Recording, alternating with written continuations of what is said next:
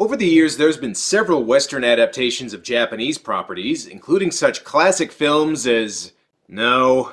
That one was okay, I guess. No. Alright, well, the point is there's been a bunch of them, and this is one.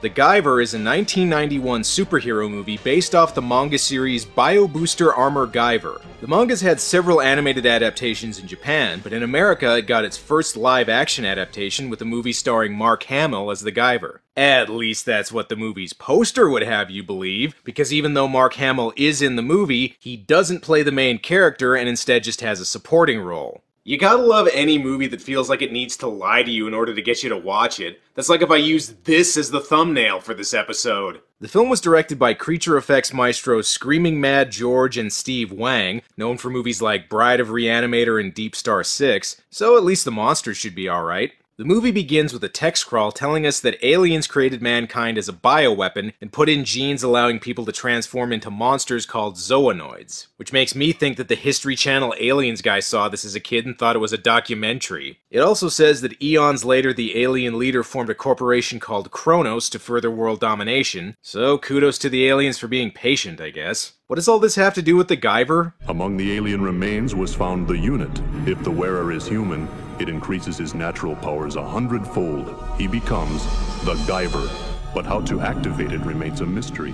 Well, that's unfortunate. It always sucks when you can't get your unit to work. The movie then cuts to a Kronos Corporation scientist on the run from some thugs, although I'm not sure if he's got the Guyver in there or the secret of the ooze. I don't know why he's hiding the Guyver from the people chasing him. By the looks of it, they just want him to join their Hells Angels hip-hop group. Whoa, Michael Berryman from The Hills Have Eyes! Oh man, can I have your autograph? By the way, that's also Jimmy Walker from Good Times as one of the thugs. Here's hoping Emmanuel Lewis plays their boss. And the movie's directed by 2 makeup effects guys, so let's see some of those effects.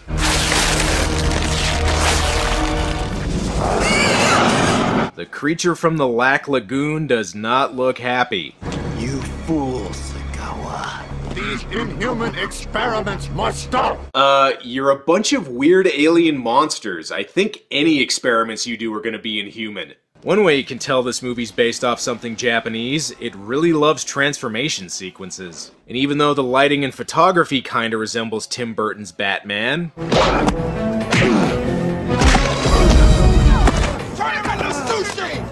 Your can is packed. The tone is a lot more Batman and Robin.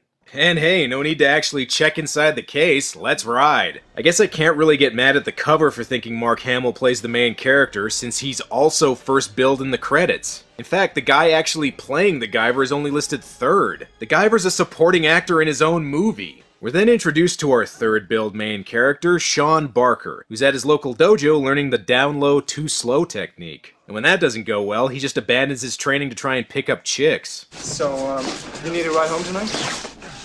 Okay. It's better than the bus. Hear that, Sean? Getting a ride from you is slightly better than taking the bus and sitting next to a homeless guy masturbating. This is Mizuki, the daughter of the scientist from the beginning, and I guess she must be an important character since she's also listed in the credits before Sean. And speaking of being first in the credits... May I help you? Yeah, do you know if George Lucas is casting the Star Wars prequels yet? Mark Hamill plays a CIA agent investigating the Kronos Corporation who tells Mizuki about her father's death. Your father and I had a meeting tonight. He was delivering something he'd gotten out of Kronos' lab. They got to him first. Damn, Dr. Sagawa ended up just like Uncle Owen and Aunt Beru. This is tragic news. Hopefully it doesn't mess up Sean's martial arts lesson. I'm beginning to see why this guy wasn't first in the credits. Sean demonstrates the fight with your kid brother technique, which I'm pretty sure is against regulations. John, you have to learn to control your temper. Or nothing I'm teaching you here is ever going to help you out there. No, he needs to not suck at fighting. We then cut to the headquarters of the Kronos Corporation, a company so rich they form their piles of cocaine into sculptures of people fucking. At least that's the best explanation I can give for this performance. You have it. Good. Okay, interesting line read. Was he trying to imitate a cork popping or something? Good. but his attitude soon changes when he sees what's in there. What is this? Some sort of masochistic junk? Oh, you wanted what was inside. Oh, I just thought you wanted your briefcase back. My bad. At this point, the Kronos boss has an aneurysm so intense I think his brain tries escaping from his skull. And again, about those tone issues.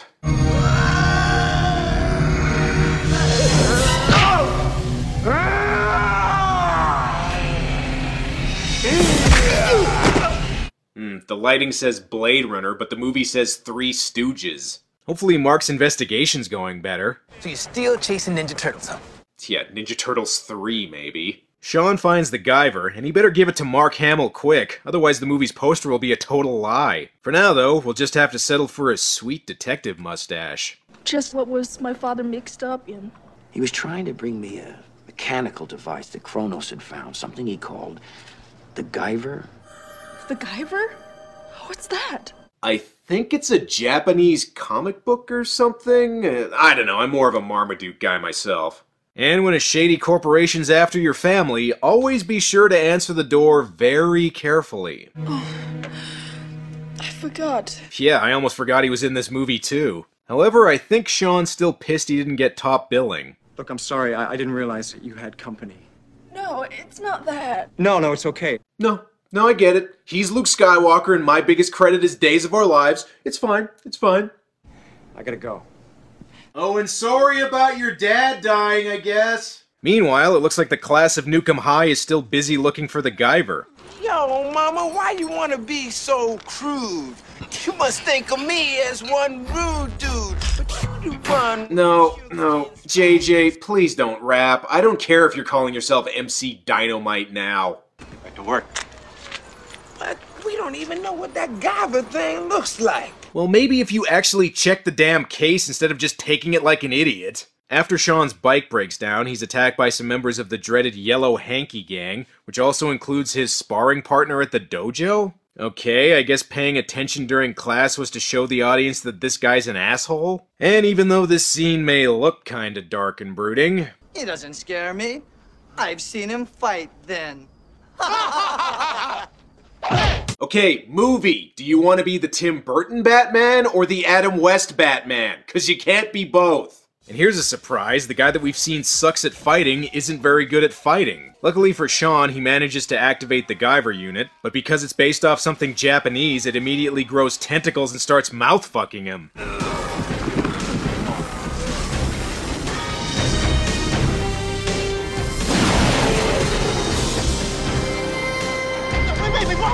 That's the most badass cosplay I've ever seen! I can see why the Guyver is considered such a powerful weapon. What else could possibly take out 5 idiots in a street fight, other than, you know, a gun? Okay, Mr. RoboCop. Again, RoboCop 3 maybe. No, you're going down. Okay, see the Guyver didn't help his one-liners. And you're just now noticing that something's different about you?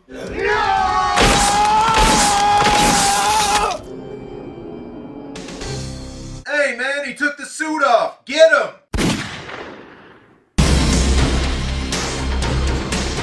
Just kidding. Looks like the villain searched the entire 10-square-foot area and didn't find anything. The boss is not gonna like this. The most lethal weapon ever conceived, lost for centuries, and all you have for me is he pulled a switch.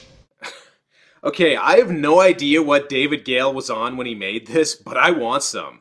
Oh man, I had a dream I got mouth raped by an alien game of Simon last night. Ugh. And there's a great way to start the day. Just have a full pot of coffee ready in your room when you wake up. Meanwhile, it looks like Mark's investigation of the Kronos Corporation isn't going very well. He discovered something. I think he was trying to bring it to me when they got to him. They said he didn't steal anything and nothing's missing. Yeah, since when has a large corporation ever lied or tried covering something up? But it seems like Mark has a eureka moment about the case. Where the hell are you going?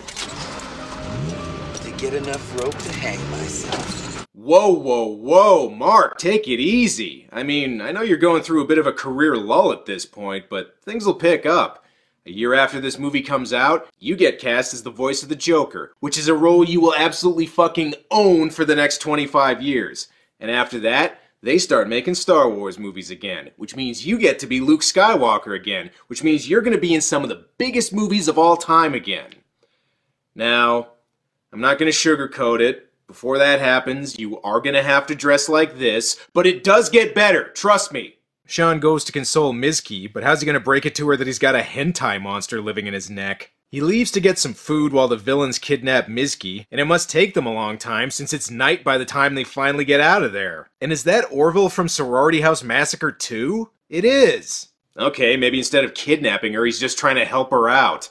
Hey Mizki, sorry it took me 8 hours to go get food, but I walked by this alleyway that was having a bum fighting tournament and... Huh? Fortunately for Sean, they haven't left yet, mainly because they're too busy improvising dialogue. I'm not a male chauvinist. I didn't want to knock the girl out of you there. I need the hat man's like kryptonite. I cannot function. Well, if you're Superman, go and fly. Could be worse. He could be rapping. Thank God Mark arrives to take control of the situation. Come to think of it, why isn't he the Guyver? So far he's more interesting than the guy playing Sean. And come on guys, I can see the stage lights. That's just unprofessional. Oh, sorry, it's actually supposed to be a movie set. The villains chase after them, but at least now we get to see Jimmy Walker's monster form.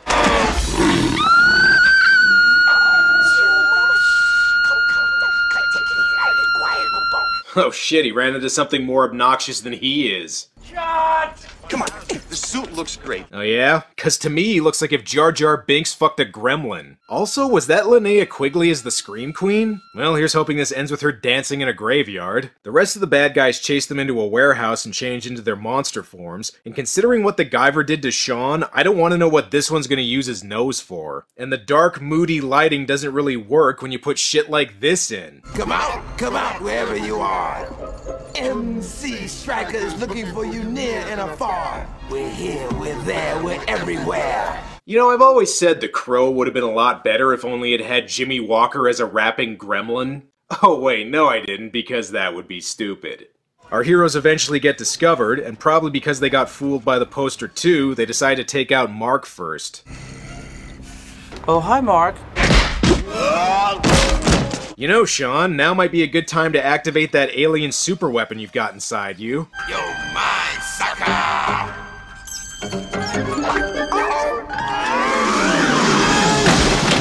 Actually, maybe you won't need to. These guys kinda suck. Pretty soon, though, more Power Rangers villains show up, forcing Sean to become the Guyver. I am the Guyver.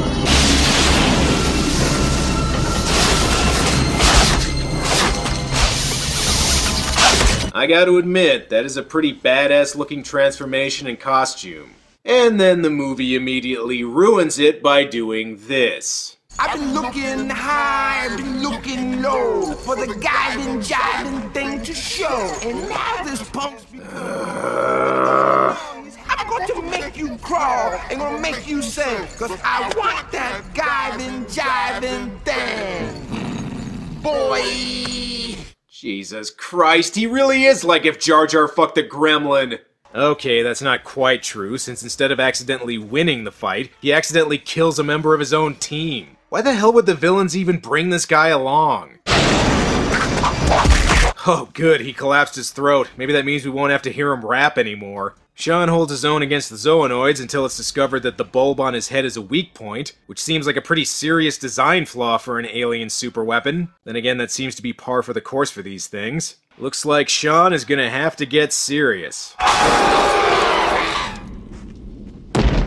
Good, now just do that to these other idiots and you can go home. But uh-oh, looks like he killed Mizki, except he actually didn't. And even if he did, that's no reason to stop fighting. Well, if you didn't want that to happen, maybe you shouldn't have acted like you were dead for no reason. With the Guyver unit ripped out, Sean reenacts the ending to Evil Dead. So, does this mean the movie's over?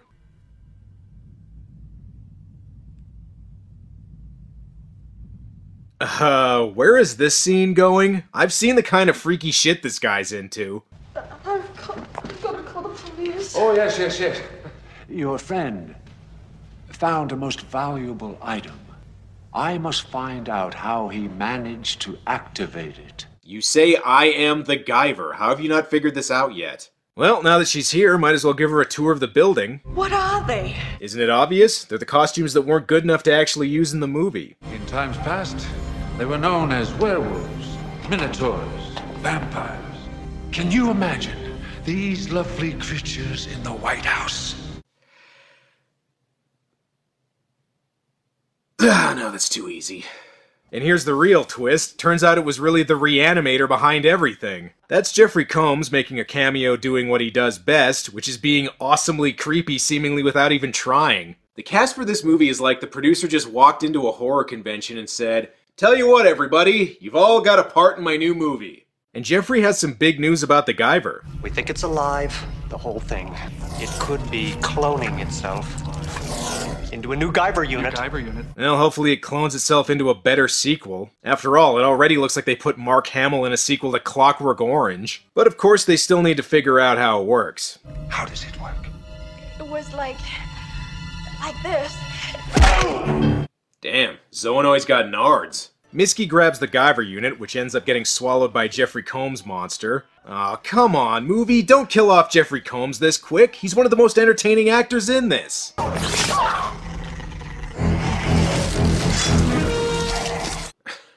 Again, this is maybe Jaws 3. Seriously, movie, you gotta stop setting me up for these things.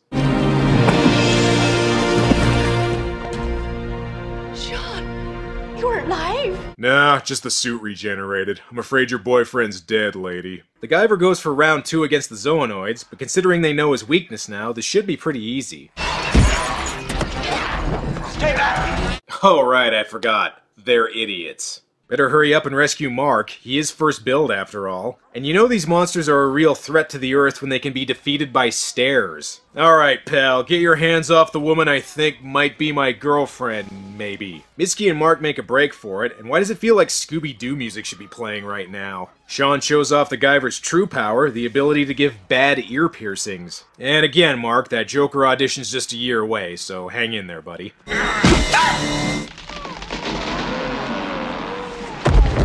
Nice work.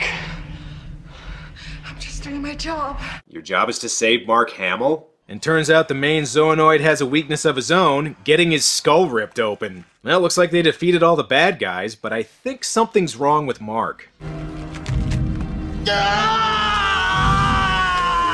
My god, Mark's having the most intense orgasm ever! Okay, the truth is actually a lot more gross.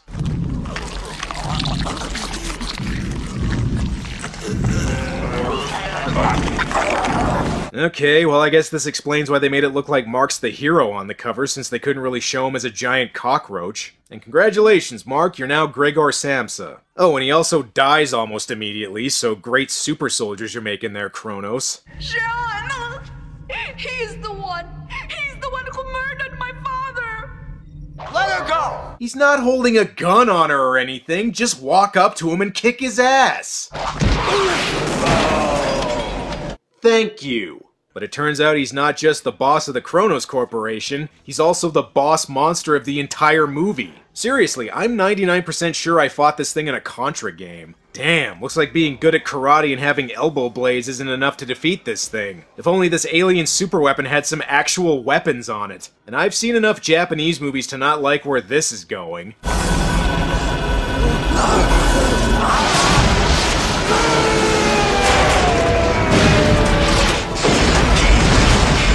Oh shit, I have a chest laser? Oh man, I wish I would have known that before. I could have ended this movie a whole lot sooner. So Sean defeats the Zoolord and rescues Misky, but unfortunately, one side effect of the suit is severe shrinkage. You know, I just realized we're almost at the end, and we technically didn't see Jimmy Walker's character die, and he hasn't done a dynamite joke, so let's hear it. I got a job for you. Dynamite. Oh, come on. We waited the whole movie for that? Here, I'll fix it. Dynamite!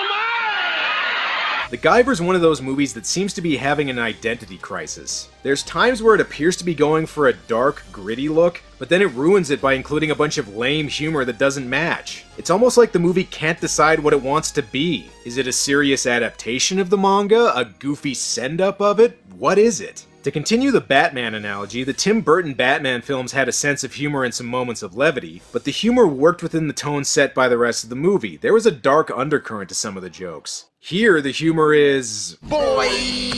Yeah. Some of the monster costumes and effects are nice, and it's got an interesting cast of horror and sci-fi movie veterans who give some entertaining performances, which helps to offset the main character, who quite frankly is pretty dull and forgettable. The movie was apparently successful enough to get a sequel 3 years later with Guyver Dark Hero, which featured a completely different cast and also an R rating. Here's hoping they didn't get that R rating by having Jimmy Walker rap Eazy-E songs, but I guess we'll find out soon enough. Well, that's all for now. Until next time.